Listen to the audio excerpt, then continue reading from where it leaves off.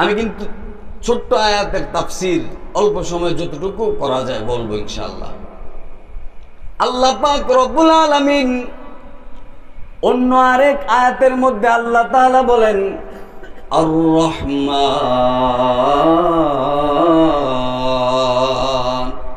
আমি আল্লাহ দয়ালু।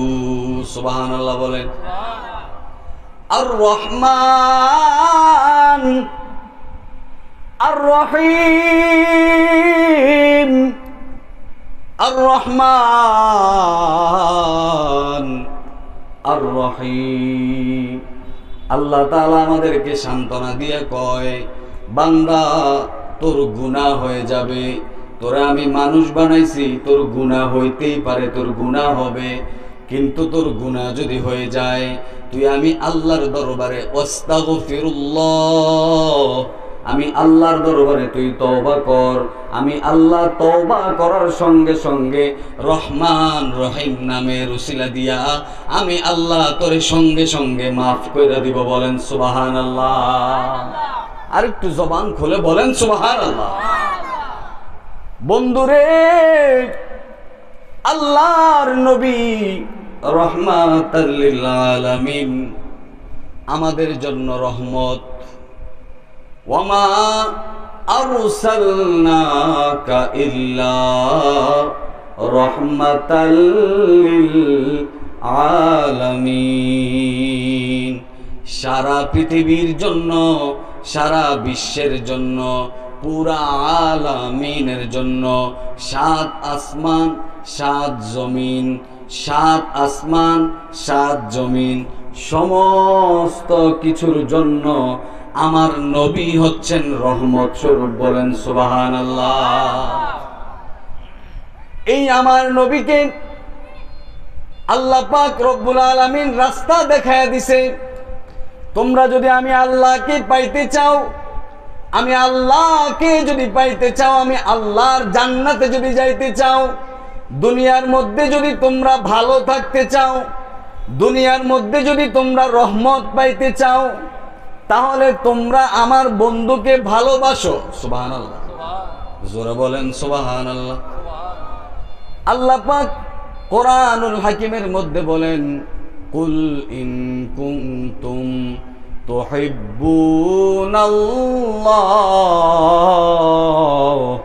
ফাত্তাবিউনি ইউহিব্বুকুমুল্লাহ। উচ্চ আওয়াজে জবান খুলে বলেন সুবহানাল্লাহ। কুল ইন কুনতুম তুহিব্বুনাল্লাহ, তোমরা যদি আমি আল্লাহকে পাইতে চাও, তোমরা যদি আমি আল্লাহকে ভালোবাসতে চাও, তোমরা যদি আমি আল্লাহর জান্নাতে যাইতে চাও, তোমরা যদি আমি আল্লাহকে খুশি কইরা দুনিয়ার মধ্যে রহমত পাইতে চাও, ইন কুনতুম তুহিব্বুনাল্লাহ ফাত্তাবিউনি ইউহিব্বুকুমুল্লাহ, তাহলে তোমরা আমার বন্ধুকে ভালোবাসো। বলেন সুবহানাল্লাহ। তোমরা আমার বন্ধুকে ভালোবাসো।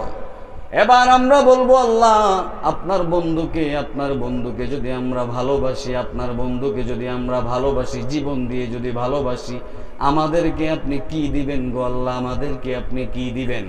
আল্লাহ পাক রব্বুল আলামিন সান্ত্বনা দিয়া কয়, ওয়া ইয়াগফির লাকুম যুনুবাকুম, আমি আল্লাহ তোমাদের গুনাহগুলো মাফ কইরা দিব। বলেন সুবহানাল্লাহ। আল্লাহর নবীর প্রিয় সাহাবী হযরতে বেলালের কথা অনেকে শুনেছেন। বেলালের নাম জানে না এমন মুসল্লি এখানে নাই, ঠিক কিনা বলেন? আল্লাহর নবীর প্রিয় সাহাবী হযরতে বেলালকে আমরা চিনিনি, বেলালের নাম আমরা শুনছিনি। এই হযরতে বেলাল ছিল ইসলামের প্রথম মুয়াজ্জিন। ইসলামের প্রথম মুয়াজ্জিন ছিল হযরতে বেলাল। হযরতে বেলাল আমার নবীর মসজিদে আজান দিত। বেলাল যখন আজান দিত, বেলাল দুনিয়ার মধ্যে আজান দিত, ওই আজানের আওয়াজ আরশ মুআল্লা পর্যন্ত শোনা যাইত। বলেন সুবহানাল্লাহ। ওই আজানের আওয়াজ আরশ মুআল্লা পর্যন্ত শোনা যাইত। বন্ধু, বেলাল আমার নবীর মসজিদে আজান দেয়, বেলাল নবীর মসজিদে আজান দেয়।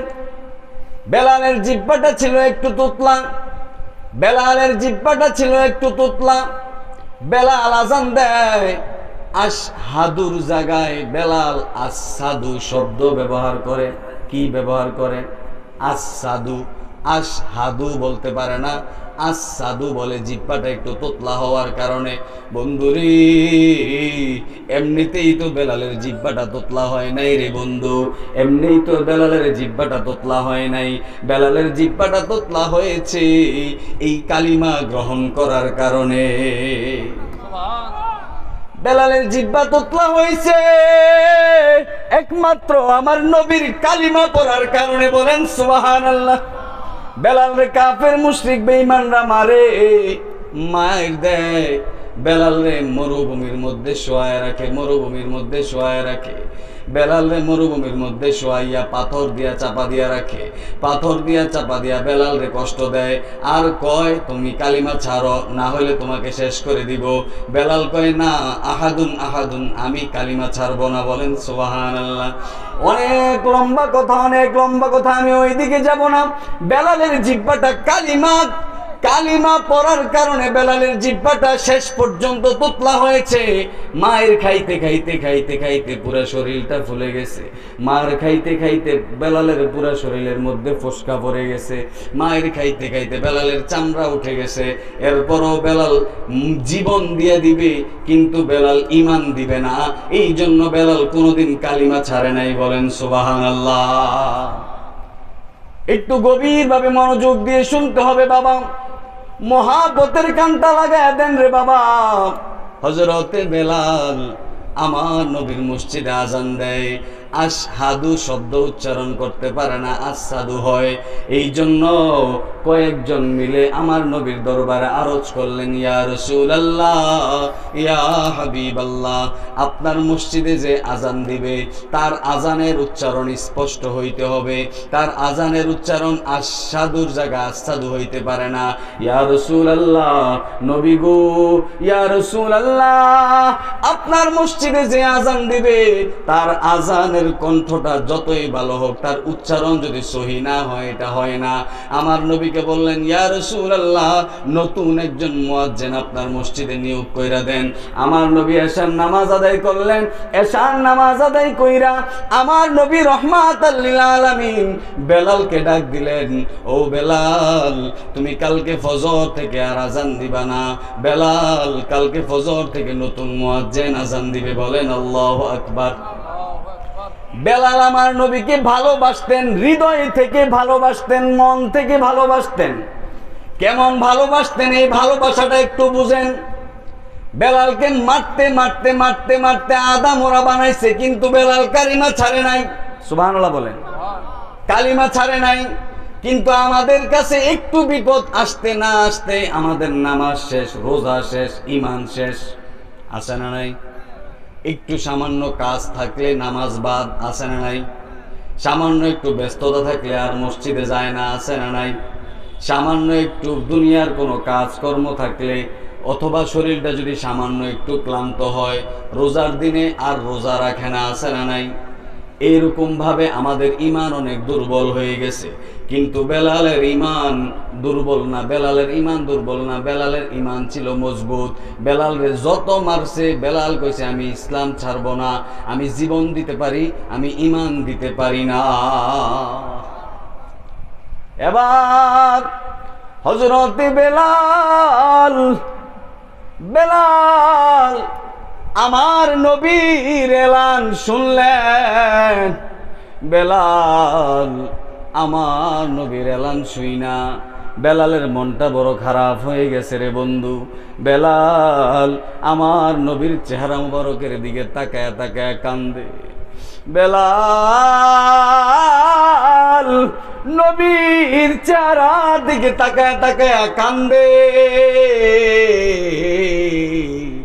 হায়রে, যেই নবীর মসজিদে আমি বেলাল আজান দিতাম, আমার আজান শুই না আমার নবী মসজিদে আসতো, কালকে থেকে নাকি আমি বেলাল আর আজান দিতে পারবো না, আমার আজান শুই না আমার নবী আর মসজিদে আসবে না। এর চাইতে দুর্ভাগ্য আর কি হইতে পারে? বেলাল কান্দে আর কান্দে, কানতে কানতে নিজের ঘরের মধ্যে চলে গেলেন। ওই ঘরের মধ্যে যাইয়া বেলাল নামাজের মধ্যে দাঁড়ায় গেছে। বেলাল নামাজের মধ্যে দাঁড়াইয়া আল্লাহু আকবার বইলা আল্লাহর সামনে দাঁড়াইয়া কান্দে কান্দে, আল্লাহ তুমি আমারে কালো বানাইছো, এত আমি বেলালের কোনো দুঃখ নাই। তুমি আমারে কালো বানাইছো, এত আমি বেলালের কোনো দুঃখ নাই। তুমি আমার চুলগুলো কোকড়া কোকড়া দিছো, এত আমি বেলালের কোনো দুঃখ নাই। আল্লাহ, আল্লাহু আকবার। আর একটু জবান খুলে বলেন আল্লাহু আকবার। আল্লাহ তুমি আমারে কালো বানাইছো, এত আমি বেলালের কোনো দুঃখ নাই রে আল্লাহ। আল্লাহ তুমি আমারে গোলামের ঘরের গোলাম বানাইছো, এত আমি বেলালের কোনো দুঃখ নাই। আল্লাহ তুমি আমার চেহারাটায় কালো বানাইছো, সৌন্দর্য দেও নাই, এত আমি বেলালের কোনো দুঃখ নাই। আল্লাহ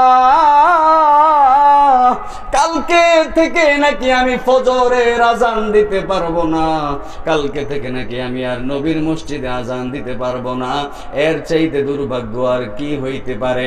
বেলাল এদিক থেকে কান্দে রে, এদিক থেকে আমার আল্লাহর আরশ পর্যন্ত থরথর করে কাঁপতেছে। বলেন সুবহানাল্লাহ।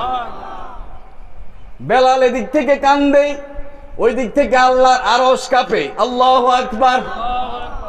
বেলাল আল্লাহর আরশ কাঁপতেছে, ওই দিক থেকে সকাল হয়ে গেছে। অনেক লম্বা কথা, আমি সময় কম হওয়ার কারণে অনেক কথা রেখে রেখে চলে যাচ্ছি। বেলাল রাতের অন্ধকারে যখন ওই দিক থেকে আল্লাহর দরবারে কাঁদতেছে, আল্লাহর দরবারে দোয়া কবুল হয়ে গেছে, সকাল হয়ে গেছে, ফজরের আজান হয়ে গেছে, ফজরের আজান হয়ে গেছে, নামাজের জন্য সবাই উপস্থিত, নামাজের জন্য সবাই অপেক্ষা করতেছে, নামাজ পড়বে। কিন্তু অন্য অন্য দিন আজানের পরে যেমনি করে সকালবেলায় আস্তে আস্তে আলো হয়, ওই দিন আজান হয়ে গেছে ঠিক, কিন্তু ওই দিন সকালবেলার সূর্য ওঠে না। বলেন সুবহানাল্লাহ। ওই দিন আর সূর্য ওঠে না। সুবহানাল্লাহ বলে। বেলাল আল্লাহর দরবারে কান্নাকাটি করার কারণে আল্লাহর দরবারে দোয়া কবুল হয়ে গেছে। আমার নবী সাহাবায়ে কেরামদেরকে নিয়ে বসে আছেন, সকাল হয়ে গেছে, সকালের জন্য অপেক্ষা করতেছে, কিন্তু আলো হয় না। সুবহানাল্লাহ বলেন। ওই সকাল হয়ে যাচ্ছে কিন্তু আলো হয় না কেন? এই জন্য আমার নবী আল্লাহর দরবারে হাত বাড়ায় দিছে। আল্লাহ, ও দয়াল মালিক, ও রহমতের মালিক, ও মালিক, অন্য অন্য দিন আজান দেওয়ার পরে সকাল হয়ে যায়, আজকে আজান হয়ে গেছে, সকাল কেন হয় না? সূর্য কেন ওঠে না রে আল্লাহ? আল্লাহ তুমি কোন খেলা দেখাইতেছো রে আল্লাহ? আল্লাহর দরবারে যখন আমার নবী রহমাতাল লিল আলামিন, সরকারে দু আলম, নূরে মুজাসসাম, সাইয়্যিদুল মুরসালিন, খাতামুন নবীন, শফিউল মুজনিবিন, নবী মুহাম্মদুর রাসূলুল্লাহ সাল্লাল্লাহু আলাইহি ওয়াসাল্লাম যখন দোয়া করলেন, ওই দিক থেকে আমার আল্লাহ পাক জিবরাইলকে পাঠায় দিছে। জিবরাইল রে, যা যা যা আমার বন্ধুর কাছে যা। ও জিবরাইল, আর একটা সেকেন্ডও দেরি করিস না রে জিবরাইল, যা যা যা আমার বন্ধুর কাছে যাইয়া ক, যতক্ষণ পর্যন্ত বেলাল আজান না দিবে ততক্ষণ পর্যন্ত আজকে আর সূর্য উঠবে না। বলেন সুবহানাল্লাহ। আল্লাহু আকবার। যতক্ষণ বেলাল আজান না দিবে ততক্ষণ আর সূর্য। বেলালকে খবর দেওয়া হলো, বেলাল আসলেন, আজান দিলেন, অন্য অন্য দিনের মতো তারপরে আবার সূর্য উঠা আরম্ভ করলেন। বলেন সুবহান। বন্ধুরে, বেলালের মহাব্বত বড় কঠিন মহাব্বত ছিল। আমাদের মোহাব্বতটা কিন্তু এমন নাই, আমাদের ইমান কিন্তু এমন নাই। আমাদের ইমান লড়সড় করে। আমাদের ইমান এখন একরকম, দুপুরবেলা আর একরকম, সকালবেলা আর একরকম, ঘুমাইলে একরকম, ঘুমের টুইটটা আর একরকম। আল্লাহর নবী আখিরি জামানার কথা, আখিরুজ্জামান কিয়ামতের আগে প্রত্যেকটা মানুষের ইমান এতটাই দুর্বল হয়ে যাবে, সকালবেলা ঘর থেকে বের হবে ইমানদার অবস্থায়, কিন্তু বিকালবেলা ঘরে যাবে বেঈমান অবস্থায়। ঘর থেকে বের হবে কি ইমানদার অবস্থায়, ঘরে ঢুকবে কি অবস্থায়? বেঈমান হইয়া। কেন? এবার হিসাব মিলান, কেন বেঈমান হইয়া ঘরে ঢুকবে? হিসাব মিলাইলে দেখা যাবে ঘর থেকে বাহির হয় ঠিকই আল্লাহর নাম লইয়া, বাহির হওয়ার পরে দোকানপাটে যাইয়া বয়, দোকানপাটে যাইয়া গীবতের একটা আড্ডা জমায়, আছে না নাই? চা দোকানের মধ্যে বইসা গল্প করে, আছে না নাই? নিজের জীবনের সময়টা বাবা আপনি নষ্ট করে দিচ্ছেন। এই জীবনের সময়টা আর কোনোদিন ফিরে পাবেন না। আপনার জীবন থেকে একটা ঘন্টা চলে গেছে, আর কোনোদিন এই ঘন্টাটা আর কোনোদিন ফিরে আসবে না। একটা দিন চলে যায়, মৃত্যুর কাছাকাছি আপনি একটা দিন সামনে অগ্রসর হয়ে গেছেন। আজকের এই মাহফিল, এখানে আমার অনেক মুরব্বী বাবারা বসে আছেন, আমার চাচার সমতুল্য যারা আছেন, আমার জেডার সমতুল্য যারা আছেন, সবাই আমার এখানে আপনজন। বাবারি, আজকে হাতের মধ্যে, আপনাদের পায়ের মধ্যে হাত রেখে বলে যাই, ও বাবা, কারো জন্য আজকের জীবনের শেষ মাহফিল হয়ে গেছে। হয়তো রামপুরের এই মাহফিল, সামনের বছর এই মাহফিলে অনেকেই এখান থেকে থাকবেন না বাবা। জানি না কার হায়াত জানি শেষ হয়ে গেছে, কার জানি জীবনের শেষ রামপুরের মাহফিল হয়ে গেছে। ও বাবা, দোকানপাটের মধ্যে বইসা আড্ডা দেওয়া, চা দোকানে বইসা চা খাইতে খাইতে আরেকজনের গীবত করা, চা দোকানের মধ্যে বইসা বইসা আরেকজনের কি হইছে না হইছে, আরেকজনের সংসার নিয়ে কথা বলা, আরেকজনের ফ্যামিলি নিয়ে কথা বলা, একটার পরে একটা গীবত করা, এই সমস্ত গীবত জুলু যতক্ষণ পর্যন্ত বন্ধ না করবেন রে বাবা, ততক্ষণ পর্যন্ত আপনি প্রকৃতপক্ষে মুমিন হতে পারবেন না। ঠিক কিনা বলে?